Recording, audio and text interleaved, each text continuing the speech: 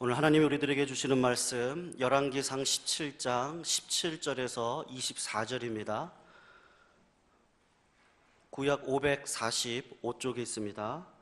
열왕기상 17장 17절에서 24절, 우리 같이 교독으로 읽고 마지막 24절은 함께 읽도록 하겠습니다. 17절 제가 먼저 읽습니다.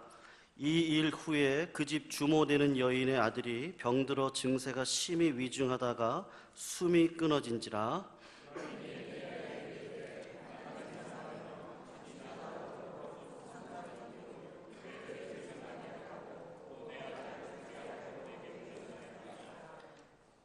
엘리야가 저에게 그 아들을 달라 하여 그를 그 여인의 품에서 취하여 안고 자기의 거처하는 다락에 올라가서 자기 침상에 누이고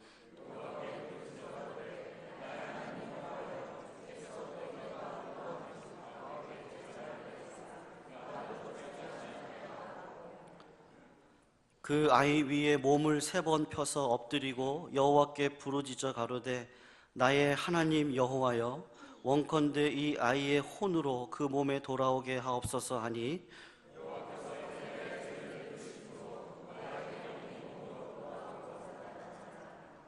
엘리야가 그 아이를 안고 다락에서 방으로 내려가서 그 어미에게 주며 이르되 보라, 내 아들이 살았느니라. 여인이 엘리야에게 이르되 내가 이제야 당신은 하나님의 사람이시요 당신의 입에 있는 하나님의 말씀이 진실한 줄 아노라 하니라. 아멘. 감사합니다.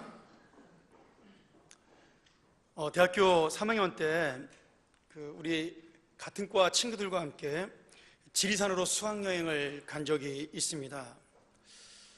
지리산을 다녀보신 분들은 알겠지만 지리산은 넓어서 등산하기가 쉽지 않습니다. 보통 지리산을 종주하는 코스가 여러 가지가 있지만 2박 3일 코스가 가장 이상적인 코스죠.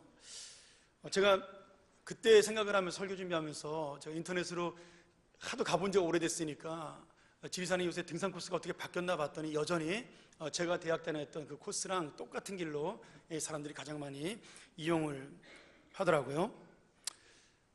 새벽에 밤기차를 타고 구리에 내려서 저희가 화엄사 쪽을 지나서 노고단을 아침에 올라갔습니다. 그리고 그날 첫날 임걸령, 노루목, 삼도봉, 토끼봉, 명선봉을 거쳐서 연하천 산장에서 하룻밤을 자게 됐죠. 그리고 둘째 날 새벽에 일어나서 그 벽소롱 산장을 중심으로 선비샘, 영신봉, 그다음에 세석산장, 그리고 촛대봉, 연화봉, 그리고 이튿날 저녁을 장토목 산장에서 자게 되었습니다.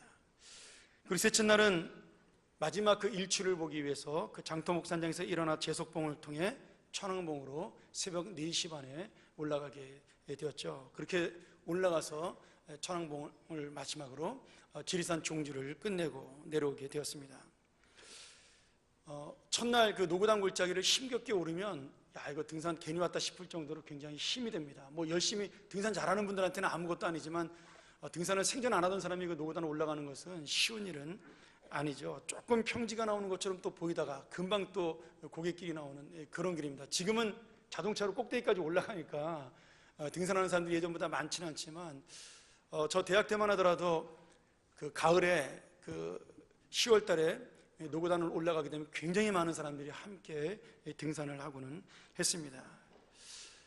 지리산은 참 명산이죠. 이렇게 다니다 보면 어떤 때는 계곡이 있어서 이렇게 꼬불꼬불 지나가는데 또 그 계곡을 지나서 이렇게 쫙 펼쳐진 평야를 볼 수가 있고, 마치 그 제주도의 모습을 이렇게 축소해 놓은 듯한 그런 모습을 갖고 있는 것이 또 지리산의 모습이기도 합니다. 그래서 등산하기 어렵고 힘들지만 또 쉴 수 있는 곳도 있고 중간중간에 평지도 있어서 또 등산하는 사람이 또 갈 수 있는 그런 좋은 아름다운 산이 있는 그런 귀한 산입니다.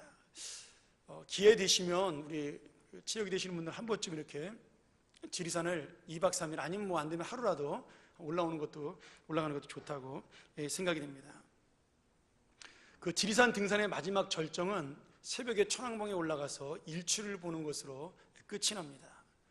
근데 이 일출이 1년에 자주 볼 수 있는 일출이 아닙니다. 사실은 구름이 많이 끼기 때문에 명확하게 일출을 볼 수 있는 날이 그렇게 많지 않은데 마침 저희가 간 날은 정말 기가 막히게 날씨가 맑았습니다.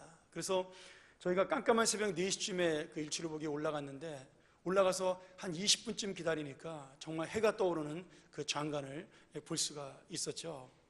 그리고 이미 그 전날 밤에 그 천왕봉 꼭대기에서 그 일출을 보기 위해 텐트 치고 그 추운 곳에서 바람을 맞으며 잠을 자던 사람들도 수십 명이 함께 같이 일출을 맞게 되었습니다.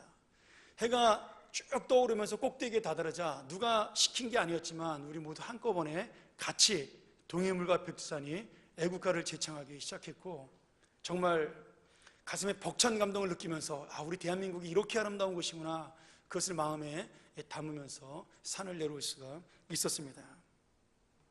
그런데 그날 우리가 등반했던 친구들이 한 15명쯤 됐는데 그 중에 한 친구가 시작하는 날부터 몸이 좋지를 않았습니다. 아마 배탈이 났던 것 같아요, 제 기억으로. 그래서 그 노고단 첫날 올라갈 때에도 저희들이 배낭을 같이 교대로 매면서 올라갔는데 이 친구가 마지막 날까지 버티다가 그만 그 마지막 날 장토목 산장에서 천왕봉에 올라가기 전에 완전히 그냥 기진맥진해서 탈진해버리고 만 겁니다. 새벽에 깨워서 같이 올라가자 그랬더니 자기는 도저히 못 가겠다고, 여기까지 왔는데 뭐 일출 뭐 안 봐도 뭐 사진으로 많이 봤는데 그러면서 우리끼리 올라가라고 그렇게 이야기를 하는 거예요. 그래서 너무 아파하는 것 같아서 그냥 놔두고 저희끼리 올라갔다 왔죠. 그런데 참 재밌게도 그날 천왕봉을 내려오면서 이제 모든 짐을 싸고 이제 하산하게 되었습니다. 내려오는 길도 만만하진 않잖아요. 한 3시간 정도 내려와야 되는데, 그때 내려오는 길에 이제 우리가 왔던 길을 서로 이야기하면서 막 즐겁게 이야기를 하는 거죠. 야, 어디가 제일 힘들더라, 어디가 제일 멋있더라, 이렇게 쭉 얘기를 하다가 마지막 모든 사람의 결론은 결국 천왕봉의 일출이 가장 멋지고 감동적이었다, 다 그렇게 결론을 내렸습니다. 그렇게 막 친구들끼리 떠들고 신나게 내려오는데 그 중에 유독 한 친구만이 처음부터 끝까지 내려올 때까지 아무 소리 하지 아니하고 한마디도 하지 않고 그 자리를 묵묵하게 걸어 내려왔던 그런 기억이 납니다.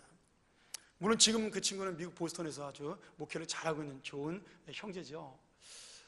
여러분, 우리가 아름다운 영광을 맛보려면 그만한 고난을 반드시 또한 맛봐야 그 영광도 있습니다. 너무나 잘 알고 있지만 우리가 십자가의 고난을 맛본 사람만이 부활의 영광도 맛볼 수가 있는 거죠.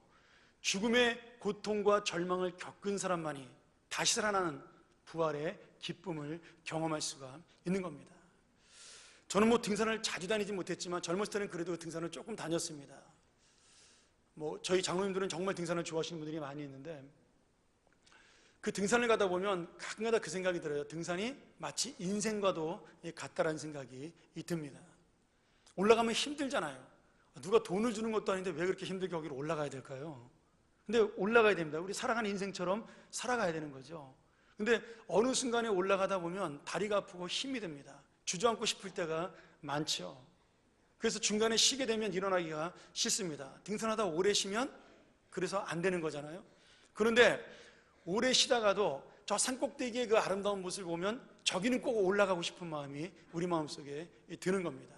그래서 또 다시 그 아픈 발과 또 무거운 몸을 이끌고 끝까지 올라가게 되는 거죠. 그리고 마지막 그 정상을 정복했을 때 얼마나 아름답고 기쁘고 내가 세상을 다 얻은 것처럼 순간이지만 그런 마음이 들 때가 있습니다. 아마 등산을 그런 기분 때문에 하겠죠. 그래서 그 꼭대기로 올라가 본 사람만이 그 기쁨을 누릴 수가 있는 거죠. 제가 예전에 그 설악산 대청봉을 그 내설악 쪽으로 백단수 쪽으로 이렇게 등반을 하다가 너무 힘들어서 중간에 이렇게 쉬고 있는데 그 제 옆으로 지게를 짊어지고 지게 위에 물하고 음료수하고 잔뜩 아이스박스에 싣고 올라가는 그 꼭대기 그 대청봉 꼭대기에서 장사하는 아저씨를 제가 볼 수가 있었습니다. 근데 전에는 그 산꼭대기에 올라가가지고 뭐 콜라 하나에 막 3,000원 이렇게 파는 걸 보면서 도둑놈도 속으로 그 생각을 했었거든요. 근데 그 지게를 쥐고 올라가는 그 모습을 보면서 얼마나 빨리 또 올라가는지 몰라요. 저희는 힘들어 죽겠는데 그 모습을 보면서 콜라를 그 바틀 물 한 병을 몇 배를 받아도 그 가격은 비싼 가격이 아니구나라는 생각이 들었습니다. 왜냐하면 거기는 그만큼 그 사람의 고생과 눈물과 땀이 날마다 아침마다 담겨져 있기 때문이죠. 여러분, 우리가 마지막 영광이라는 것은 정상에 오른 자만이 누릴 수가 있습니다. 근데 인생의 정상은 내가 원하는 것을 이루는 것이 정상이 아닙니다. 꼭대기까지 올라가서 가장 높은 자리를 차지하는 것이 정상이 아니에요. 뭐 그런 사람이 얼마나 되겠어요. 인생의 정상, 하나님이 말씀하시는 인생의 진짜 정상은 하나님이 원하시는 길을 끝까지 가는 사람이 바로 그 인생의 정상에서 영광을 맛보는 사람입니다. 여러분, 하나님이 그 길을 가라 그랬을 때 그 길이 힘들고 어렵지만 왜 가는지 모르겠지만 그러나 반드시 그 길을 가고 난 다음에는 하나님께서 그 길을 통한 열매를 우리에게 주신다라는 사실이죠. 제가 지난번에 히말라야인가요? 그 영화를 봤는데 왜 올라가는지 모르겠어요. 그 고생을 해고서 그냥 뭐 북한산이나 여기에 뭐 인왕산이나 아니면 뭐 도봉산 정도 올라가는 거야. 재미로 올라갈 수 있지만 목숨을 걸고 그 히말라야를 올라가는 그 남자들의 뭐 여자들도 있지만 그 모습을 보면서 저기를 저렇게까지 올라가야 되는 건가 그렇게 생각이 들었습니다. 근데 여러분, 그 사람들이 왜 올라갈까요? 뭐 누구 말대로 산이 있으니까 오른다고 그러지만 사실 그 정상의 정복을 통한 자기의 성취감입니다. 자기의 만족이죠. 뭐 올라가서 깃발 꽂고 내려오면 물론 유명해지긴 하지만 사실 대단한 거는 아닙니다. 그럼에도 불구하고 남들이 하지 못한 것을 내가 했다라는 어떤 그 성취욕이 사람으로 하여금 그 에베레스트산을 정복하게 만드는 야망을 꿈꾸게 합니다. 저는 하나님이 원하시는 인생을 살아가는 것, 그것이야말로 우리 사람들의 어떤 야망보다도 어떤 모습보다도 가장 아름다운 하나님이 원하시는 길이라는 생각을 해보게 됩니다. 물론 쉬운 길은 아닙니다. 하나님이 원하는 길, 하나님이 인도하는 길을 따라가는 것은 좋은 길만 있는 것은 아니죠. 오늘 엘리야가 우리에게 세 번째로 또 그 길을 다시 한 번 더 보여주고 있습니다. 오늘 말씀 첫 구절에 2일 후에라는 말씀이 나옵니다. 2일 후에, 어떤 일 후에죠? 엘리야가 그리 시내가에서 그리고 사르밧 과부의 집으로 이사와서 거기서 이제 먹고 살만하게 돼서 괜찮아질만 하니까 그 일 후에 바로 이 사르밧 과부의 아들이 큰 병에 걸려, 어떤 병인지 모르지만 나을 수 없는 병에 걸려 그만 죽어버리게 됩니다. 하나님은 엘리야 선지자를 갈수록 더 복잡하고 혼돈의 인생으로 몰고 가시는 거죠. 그리 시내가도 내가 원하는 길 아닌데, 사르밧 과부의 집으로 가서 사는 것도 내가 원하는 길 아닌데 이제는 또 내가 원하지 않는 일까지 만나게 됩니다. 아니, 가기 싫은 걸 억지로 가서 적응하고 살았더니 이제 좀 살만하니까 이제는 그 아들을 죽이심으로 모든 원망을 듣게 하죠. 저는 힘이 들고 어려울 때, 막 인생이 복잡해지면 아무 생각 없이 창세기 1장을 읽으면서 하나님께 기도를 할 때가 있습니다. 제가 그 힘들고 어려울 때 읽는 성경이 몇 군데가 있어요. 신방 가면서 제가 가끔 그 얘기하는데, 제가 시편 23편을 굉장히 자주 읽습니다. 그리고 시편 18편을 굉장히 자주 봅니다. 그리고 정말 혼돈하고 복잡하면 창세기 1장을 그냥 쭉 읽습니다. 왜 창세기 1장을 읽냐? 별거 아닙니다. 여러분, 하나님이 태초에 하나님이 천지를 창조하시니라 그 말씀 다음에 빛이 있으라 하시며 빛이 있었고 땅이 혼돈하고 공허한데, 그 혼돈하고 공허한 완전히 엉클어져 있는 그 세상, 그저 사람이 살 수 없는, 뭐 과학자들이 말하는 대로 가스로 가득 차서 도저히 생명체가 살 수 없는 그곳을 하나님이 말씀 한마디 한마디로 정리하시고 하늘을 만드시고 땅을 만드시고 그리고 바다를 만드시고 강을 만드시고 모든 산과 나무와 들판을 만드셔서 이 땅을 정리하신 그 모습을 바라보면서 내 인생에 혼돈되고 어지럽고 복잡하고 힘든 그 모든 것들도 하나님의 은혜와 하나님의 말씀 한마디로 하나씩 정리되기를 원하면서 저는 이 창세기 1장을 가끔가다 읽으며 기도합니다. 하나님, 내 마음이 혼돈합니다. 내 마음이 복잡하고 어지럽습니다. 그러나 오늘 빛이 있으라는 말씀 한마디에 빛이 있게 된 이 세상, 하나님의 말씀 한마디로 하늘이 생기고 땅이 생기고 강이 생기고 바다가 생긴 이 세상, 아름다운 산과 들판이 생긴 이 세상처럼 나의 인생에도 나의 삶에도 바로 이런 하나님의 놀라운 질서가 자리 잡히게 도와주시옵소서. 제가 그렇게 기도를 하면서 창세기 1장 1절부터 쭉 그냥 읽어 내려갑니다. 그리고 그 말씀을 읽으면서 또 한 가지가 생각이 나죠.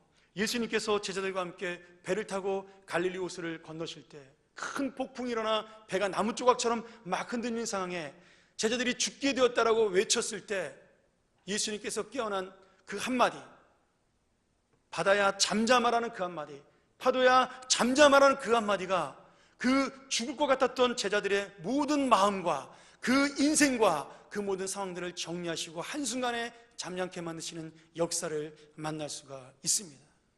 여러분, 창세기에 빛이 있으라시는 그 말씀과 오늘 주님께서 말씀하시는 바다야 잠잠하라는 그 말씀은 똑같이 이 세상의 모든 것을 다스리시고 나의 인생을 다스리시는 예수 그리스도 우리 주 하나님의 능력입니다. 그리고 오늘도 그 능력은 나와 함께 하시는 거죠. 내 인생도 여전히 파도가 있는 바다처럼 흔들리고 어렵습니다. 멀미나는 인생에서 복잡하고 나 혼자 설 수 없는 인생이죠. 이리 구르고 저리 구르고 그냥 구르는 바위덩어리처럼 어디로 갈지 모르며 그 배 안에서 죽겠다라고 외치는 내 인생 속에 주님께서 어느덧 일어나셔서 내 인생을 잔잔하게 만드시는 은혜를 우리에게 주시는 겁니다. 그러니 여러분, 오늘 우리의 혼돈되고 혼란한 인생 가운데 찾아오셔서 빛이 있으라 말씀하시는 주의 음성을 듣고 돌아가시는 귀한 시간 되시기를 주의 이름으로 축원합니다. 오늘 엘리야와 사르밧 과부를 향한 하나님의 은혜와 섭리가 단순히 먹을 것을 주는 것으로 끝나지 않았습니다. 오늘 주님께서는 이 사르밧 과부의 아들을 죽임으로 그 사르밧 과부에게는 절망이 되었겠죠. 그가 양식이 필요했던 이유도 뭐겠어요? 자기 혼자 살려는 것이 아니라 하나밖에 없는 아들과 함께 살기 위해서 양식이 필요했습니다. 죄송합니다. 양식이 필요했죠. 엘리야가 찾아와서 그 양식을 달라고 이야기했어도 기가 막혔던 이유는 마지막 아들과 함께 먹고 죽을 음식이었기 때문입니다. 아마 말은 아들과 함께 먹고 죽을 음식이었지만 사실은 아들만 먹일 양식이었죠. 그러니 그 음식 다 해가지고 누가 먹었어요? 혼자? 엘리야가 혼자 다 먹어버렸잖아요. 그러니 얼마나 양이 작다는 거예요. 여러분, 사르밧 과부의 인생은 단순히 양식이 떨어진 것이 그 인생의 고통이 아닙니다. 나는 죽어도 괜찮은데 내 생명이고 내 소망이고 나의 전부가 된 나의 하나밖에 없는 아들이 죽는 것, 그 아들이 굶는 것, 그 아들이 양식이 없어 굶어 죽어가는 것이 그 여인에게는 더 이상 볼 수 없는 괴로움이고 고통이었죠. 그래서 차라리 마지막 남은 양식을 먹고 죽자라고 생각을 한 겁니다. 그런데 하나님이 엘리야를 통해서 새로운 양식을 날마다 주셨습니다. 절대로 떨어지지 않는 가루와 기름을 주셨어요. 마르지 않는 물을 이 가정에 허락을 하신 겁니다. 이 사르밧 과부의 마음속에 안도감이 들었죠. 이제는 내가 살 수 있게 되었구나. 저 하나님을 믿는 선지자가 우리 가정에 와서 내가 생명을 유지할 수 있게 되었구나. 야, 저 사람 참 대단하다. 근데 여기까지였어요. 엘리야가 하나님의 선지자인 것도 알고요, 하나님이 은혜를 베풀어서 자기 집에 양식이 떨어지지 않게 하는 것도 알았지만, 그러나 사르밧 과부는 하나님을 믿지는 않았습니다. 이게 문제죠. 이 사르밧 과부는 엘리야 때문에 자기가 먹고 사는 건 알았어요. 그러나 자기를 위해서 하나님이 양식을 주셨다고 생각은 하지 않은 겁니다. 사람들은 육신의 문제가 해결되면 금방 하나님을 의지할까요? 그렇지 않아요. 여러분, 자기의 욕심이 채워지면 채워질수록 사람들은 더 하나님이 멀어집니다. 만족하면 만족할수록 하나님이 더 필요 없게 되는 거죠.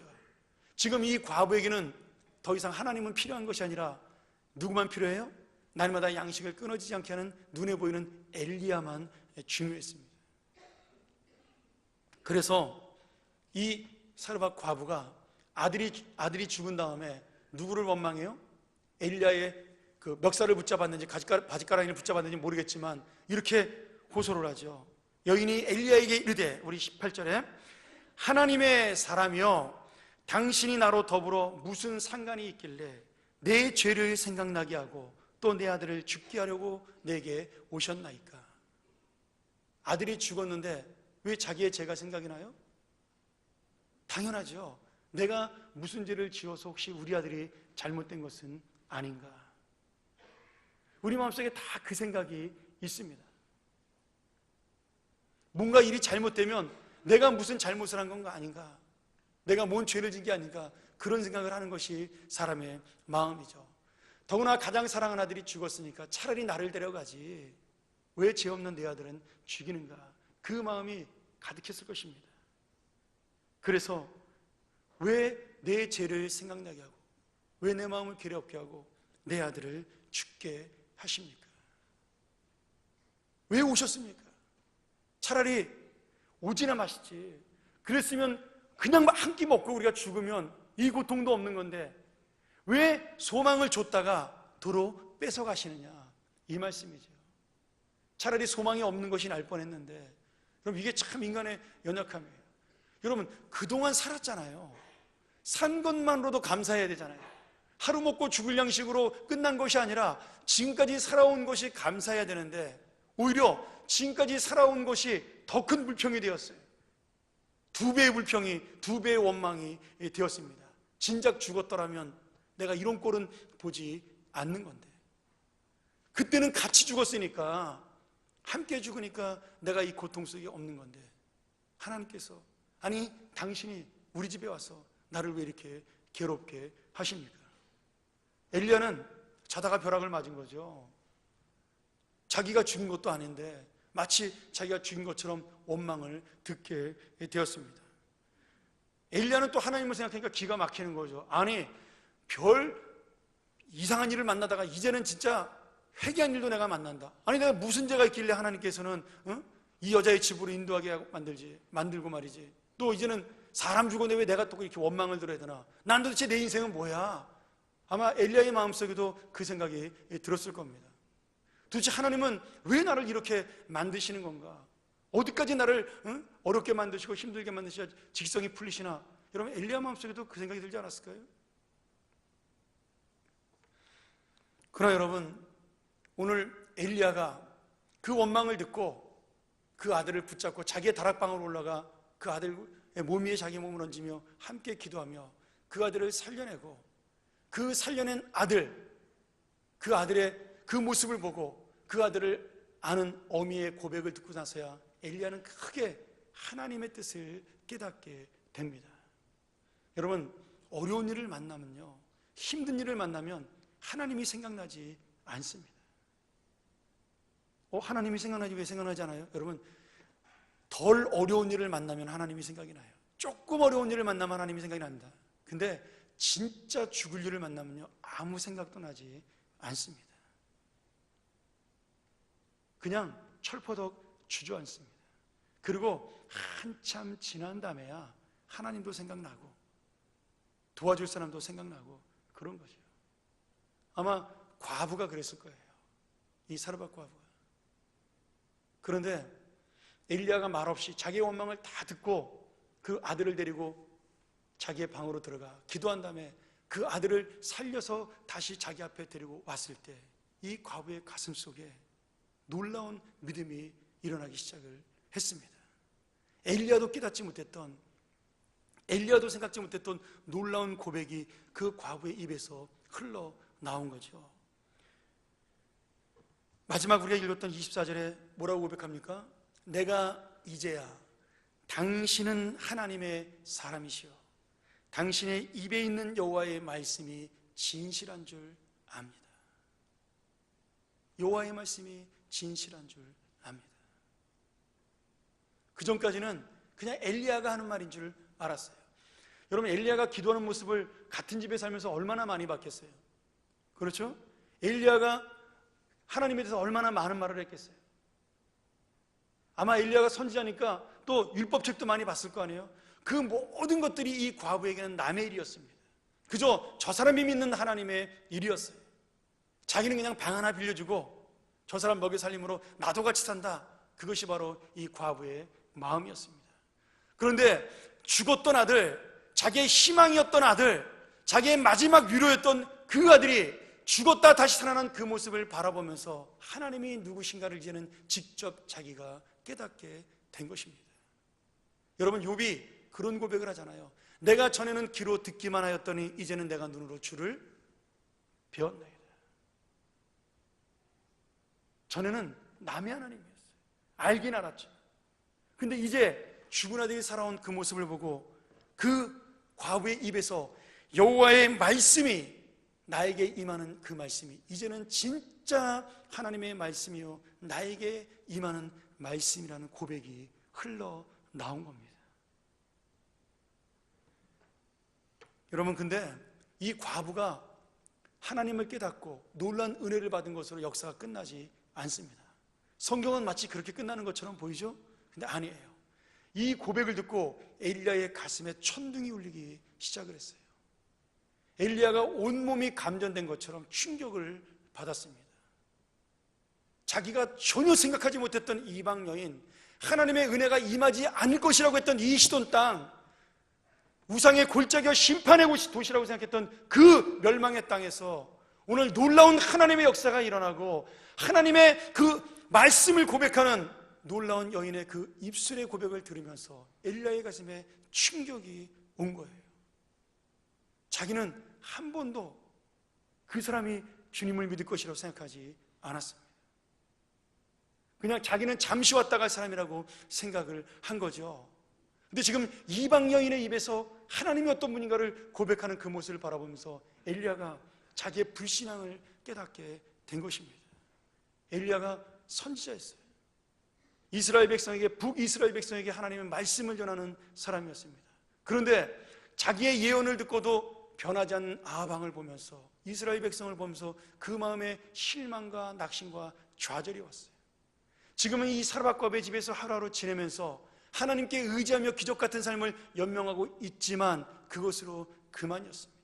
자기는 더 이상 예루살렘에 대한 기대, 사마리아에 대한 기대, 이스라엘에 대한 기대가 다 사라지고 낙심과 절망 가운데 그렇게 그저 그냥 하루를 살아가는데, 오늘 하나님이 이 여인의 고백을 통하여 생명이 살아난다는 사실, 하나님은 여전히 역사하고 있다는 사실, 이 이방 여인까지 구원하시는 하나님의 은혜라면 하나님이 선택한 이스라엘 백성은 반드시 구원하신다는 사실을 이 엘리야가 자기도 모르는 사이에 깨닫게 된 것입니다. 내가 선지자인데 그 사실을 몰랐구나. 내가 선지자인데 이 놀라운 하나님의 은혜를 깨닫지 못했구나. 나는 그저 그냥 하루를 살아갔지 하나님의 사람으로 살아가는 것이 무엇인지를 깨닫지 못했구나. 엘리야가 충격을 받은 거예요.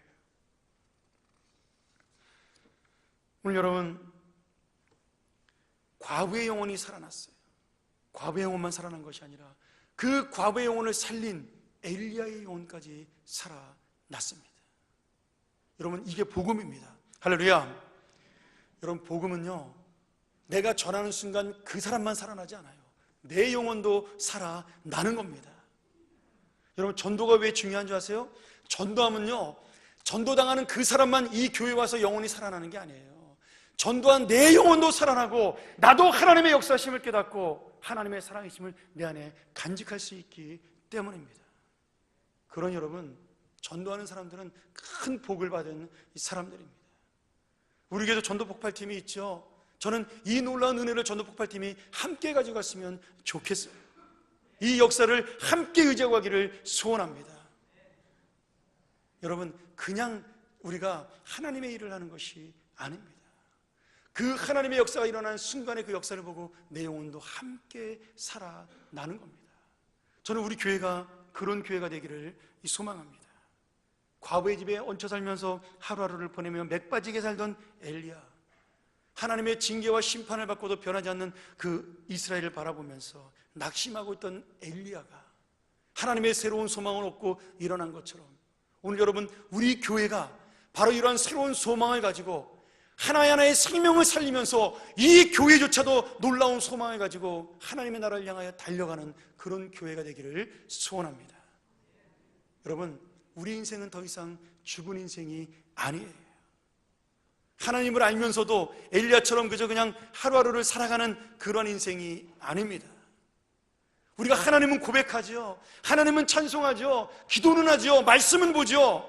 그러나 이 생명력은 없었는데 오늘 이 엘리야를 통해, 이 사르밧 과부를 통해 우리도 바로 이 놀라운 하나님의 생명력, 나로 말미암아 다른 사람들이 살 수 있고, 다른 영혼들이 살 수 있고, 우리 가정이 살 수 있고, 내가 만나는 사람이 살 수 있고, 내 영혼도 살 수 있다라는 이 놀라운 생명의 고백, 생명의 역사가 우리 안에 일어나기를 간절히 축원합니다. 엘리야가 가만히 생각을 해보니까 자기는 몰랐는데 가뭄이 일어나 그리시네가로 도망갔던 그 일, 그리고 그 그리시네가가 말라서 이 우상의 골짜기에 살고 있는 사르밧 과부에게로 내가 얹혀 살고 있던 이 모든 일, 그리고 억울하게 그 과부의 아들이 죽었는데 자기가 원망 듣던 그 모든 일들이 이제 가만히 돌아보니 내 영혼을 살리시기 위한 하나님의 역사요, 하나님의 과정이요, 하나님의 공부였습니다. 힘들고 어렵다고만 생각을 했는데 그 과정이 끝나고 나니 자기 안에 새로운 충만한 은혜가 솟아나기 시작을 했습니다. 그리고 그때서야 하나님께서는, 우리가 다음 주에 배우겠지만, 이스라엘 땅으로 돌아가 그 아합을 두려워하지 아니하고 이세벨을 무서워하지 아니하고 850명이나 되는 바알과 아세라의 선지들과 함께 1대1, 850대 1로 붙어서 영적 전쟁을 벌여 승리하는 엘리야, 가장 위대한 선자로 존경받던 엘리야, 그 위대한 선자 엘리야의 능력을 만나게 되는 겁니다. 여러분, 이미 그 850대 1의 선자의 전쟁을 통해서, 영적 전쟁을 통해 승리한 그 모습이 엘리야의 모습이 아니라 지금 이 사르밧 과부의 아들을 살림으로 그 영혼이 살아난 엘리야가 바로 진짜 엘리야의 모습입니다. 이 하나님의 과정이 있었기 때문에 오늘 놀라운 갈멜산의 기적과 그리고 850대 1의 기적이 일어날 수 있었던 거죠. 사랑하는 여러분, 내가 지금 어떤 자리에 있을까요? 우리가 지금 어떤 형편에 살아가고 있을까요? 그리고 하나님께서는 왜 우리를 이런 자리로 인도하시고 이런 사람을 만나게 하실까요? 하나님, 내가 주님을 향하여 산 것밖에 없는데, 기도한 것밖에 없는데 나를 왜 이렇게까지 인도하셔야 되나요? 내가 왜 이 비난을 받고 욕을 먹고 살아야 되나요? 하나도 내가 가진 것 없고 하나도 내가 얻은 것 없는데 왜 나는 하나님 칭찬 한 번 듣지 못하고 사는 인생인가요? 하룻밤을 편안하게 머리를 대고 잘 수 없는 그런 인생인가요? 나는 왜 이렇게 엉키고 혼돈스럽고 힘든 실타래가 얽혀있는 인생인가요? 오늘 여러분, 바로 그런 인생을 깨닫고 일어난 엘리야, 그 엘리야가 되기를 주의 이름으로 축원합니다. 제가 한 가지만 이야기하고 말씀을 정리하도록 하죠. 제가 몇 년 전에 미국에 있을 때 저희 장모님이 처제와 함께 저희 집을 방문한 적이 있습니다. 제가 살던 달라스는 진짜 갈 데가 너무 없는 곳이기 때문에 손님이 올 때마다 괴롭죠. 모시고 갈 데가 없으니까. 그래서 한 번은 제가 월요일 날이었던 것 같아요. 쉬는 날 저희 장모님을 모시고 저희 집에서 한 15분 정도 떨어진 올드타운이라는 곳을 모시고 간 적이 있습니다. 미국은 그 역사가 짧으니까 그 역사에 대한 이 열등의식이 있어요, 사람들이. 그래서 온 도시마다 가면 이렇게 박물관들을 이렇게 많이 만들어 놨습니다. 가면 50년대 재봉틀 갖다 놓고 굉장히 귀한 것처럼 막 갖다 놓고 그래요. 그리고 50년대 입었던 옷 그런 거 걸어놓고, 우리는 쓰레기통에다 버린 옷인데 그것을 걸어놓고 골동품이라고 이렇게 이야기를 합니다. 그래서 마을마다 보면 큰 도시 옆에 조그맣게 예전에 생성된 그 마을의 모습을 그대로 간직하고 있어요. 거기도 사람도 별로 오지 않는데 거기에 이렇게 조그맣게 관광지처럼 그렇게 만들어 놓은 곳이 있었습니다. 거기 가면 이제 맛있는 그 레스토랑 가서 맛있는 그 스테이크도 먹을 수 있고, 주변에 그 관광지 다니면서 이렇게 약간 구경도 할 수 있는, 그래봤자 30분이면 다 끝나는데 구경이, 옷도 팔고 기념품도 파는 그런 곳이었어요. 근데 점심을 먹고 저희 장모님을 모시고 제가 그 기념품 가게를 들어갔습니다. 근데 그 기념품 가게가 특별한 가게였어요. 그 큰 돗자리, 보자기, 예쁜 이런 것들을 이렇게 전시해가지고 직접 핸드메이드, 손으로 만든 그것을 파는 그러한 가게였습니다. 근데 미국은 인건비가 굉장히 비싸기 때문에 손으로 만든 것은 무엇이든지 비쌉니다. 별거 아니라도 손으로 만들었다 그러면 다 몇십만 원이에요. 근데 그 가게를 갔더니 그 가게에 이렇게 저쪽 한쪽에 이렇게 큰 한 이 정도 한 2, 3m 되는 그런 돗자리들로 이렇게 쭉 쌓여 있는데, 그 돗자리가 굉장히 이렇게 한 10장, 20장 이렇게 쌓여 있는 거예요. 근데 가만히 가서 이렇게 보니까 다 엉클어졌어요. 이렇게 막 실도 엉클어져 있고 막 모양이 안 좋은데 거기에 핸드메이드라고 써있고 몇백 불 하는 거예요. 이 조그만 건 한 200불 하고요, 한 요만한 거는. 그 다음에 한 1, 2m 되는 건 400불 하고, 큰 거는 한 2,000불 정도 하더라고요. 그 거실을 덮을 수 있는 것을. 야, 뭐 별로 이쁘지도 않게 생겼는데 이렇게 비싸냐? 그리고 제가 옆에 가서 자세히 그 돗자리를 봤죠. 근데 그 돗자리가 멀리서 볼 때 이렇게 막 실이 엉켜 있는 것처럼 막 이렇게 보였는데, 알고 봤더니 먼지가 묻지 않게 하려고 돗자리를 뒤집어 놓은 거였습니다. 그래서 제가 거기 일하는 직원한테 부탁을 해서 앞에 좀 보여달라 그랬죠. 그래서 그 무거운 걸 이렇게 들어서 확 뒤집었더니, 여러분 그 실이 막 엉켰던 돗자리가 딱 뒤집자마자 어떻게 됐어요? 앞에는 기가 막힌 꽃으로 된 아름다운 작품이 그 돗자리에 새겨져 있는 겁니다. 너무 신기하더라고요. 뒷면은 엉클어져 있는 실이었는데 뒤집으니까 아름다운 그림이었습니다. 제가 그 그림을 보고, 야, 이거 그 돗자리가 600불짜리였는데 600불이 아깝지 않겠다, 그 생각이 들었습니다. 물론 비싸서 사진은 못했습니다. 샀으면 제가 그 사진 찍어서 여러분에게 보여줬겠죠. 여러분, 우리 인생도 마찬가지인 것 같아요. 하나님께서 우리 인생을 막 엉켜있는 것처럼 보이게 하실 때가 있습니다. 아까 제가 창세기 1장 얘기한 것처럼 혼돈하고 공허하게 막 시커멓게 우리 인생을 아무것도 앞에 보이지 않는 것처럼 어디로 가야 될지 미로처럼 엮어놓을 때도 있습니다. 마치 그 돗자리에 실이 이리저리 엉켜서 우리가 볼 때는 어떤 모양인지 구별도 하지 않는 그런 별 볼 일 없는 것처럼 보일 때도 있죠. 그러나 하나님의 말씀 한마디로 그 인생이 뒤집어지는 그 순간에 우리의 인생은 모든 것이 질서 있게 자리 잡은 아름다운 하나님의 작품이 됩니다. 뒤집혀진 우리의 인생은 실과 색과 형태들이 뒤죽박죽 엉켜있는 것처럼 아무것도 아닌 것처럼 보이지만, 언젠가 하나님께서 이 엉킨 인생을 뒤집어지는 그 순간이 되면 뒤엉킨 그 하루의 삶이 얼마나 멋진 인생을 만들기 위해 했던 하나님의 그 과정이었던지 작품이었던지 우리가 깨닫는 날이 오게 되는 겁니다. 오늘 여러분, 내가 싫어도 하나님이 보내주신 그곳에, 내가 하고 싶지 않아도 하나님이 하라고 말씀하시는 그 일에, 내가 가고 싶지 않아도 하나님이 우리 계신 그 가정 안에, 내가 만나고 싶지 않은 그 사람을, 하나님이신 그 사람을 향하여 가는데 발걸음 속에, 그 사역 속에, 혼돈 속에 있는 내 영혼이 새로운 생명을 얻게 될 줄로 믿습니다. 지금 여러분이 있는 바로 그곳이 그리시네가처럼 모든 것이 끊어진 것처럼 보여도 하나님께서 새롭게 공급하시는 기적의 장소입니다. 사라밧 가업의 가정처럼 원하지 않는 곳이라도 오늘 새롭게 하나님의 생명을 공급받는 장소입니다. 내가 원하지 않는 그 죽음의 인생, 그 과부의 아들을 만나는 그러한 순간이 온다 할지라도 그것은 내 인생을 혼란하게 만들기 위한 하나님의 우리를 위한 징계가 아니라 우리의 삶을 새롭게 인도하시기 위한 하나님의 역사입니다. 사랑하는 여러분, 오늘 이 놀라운 하나님의 시간, 이 놀라운 하나님의 현실, 이 놀라운 하나님의 사람들을 날마다 만나서 혼돈한 내 인생, 절망 속에 있는 내 인생이 새로운 생명으로 나가는 여러분 되시길 주의 이름으로 축원합니다. 제가 가장 좋아하는 시인데요, 제가 생긴 건 좀 이렇게 촌스러워도 제가 시를 되게 좋아합니다. 제가 그 송경신 예배 때 그 기독교 시인이었던 구상 시인의 시를, 내일이라는 시를 여러분에게 한번 들려준 적이 있습니다. 오늘은 그 시보다 제가 더 좋아하는 시인데요, 꽃자리라는 시를 여러분에게 한번 낭송하고 예배를 마치도록 하죠. 이게 우음 2장이라는 책에 나와 있는 시입니다. 꽃자리, 반갑고 고맙고 기쁘다. 네 앉은 자리가 꽃자리니라. 네가 시방 가시방석처럼 여기는 너의 앉은 자리가 바로 꽃자리니라. 나는 내가 지은 감옥 속에 갇혀있다. 너는 네가 만든 쇠사슬에 매여있다. 그는 그가 엮은 동아줄에 묶여있다.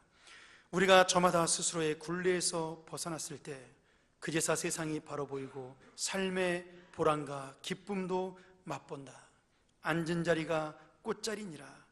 네가 시방 가시방석처럼 여기는 너의 앉은 그 자리가 바로 꽃자리니라.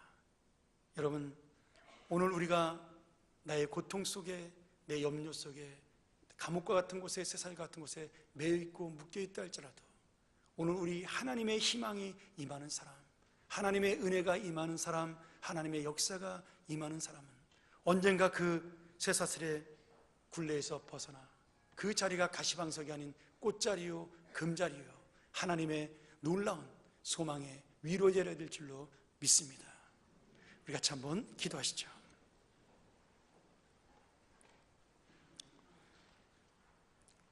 하나님 아버지 감사합니다. 나는 내가 지은 감옥 속에, 염려의 감옥 속에, 고통의 쇠사슬 속에, 그리고 절망의 동아줄에 묶여 있으나 오늘 하나님의 은혜로 우리가 그 굴레에 벗어나 새로운 사실을 깨닫게 되었습니다. 나를 살리시고자 하는 주의 놀라운 은혜, 나를 통하여 또 다른 생명을 살리고자 하는 놀라운 역사, 나를 통하여 새롭게 세우고자 하는 우리의 가정, 내가 출근하면서 새롭게 바뀌는 나의 직장, 나의 손길을 통하여 변하는 나의 사업, 내가 만나서 악수하는 그 손길을 통하여 바뀌어지는 그 인생과 생명들, 이 모든 것들을 우리에게 주시기 위하여 오늘도 우리는 새로운 날들을 향하여 달려갑니다. 아버지 하나님, 내가 가는 그 자리가 꽃자리가 되게 하여 주시옵소서. 더 이상 가시방석이 아닌 하나님의 생명을 살리는 자리가 되게 축복하여 주시옵소서. 예수님의 이름으로 간절히 기도하옵나이다. 아멘.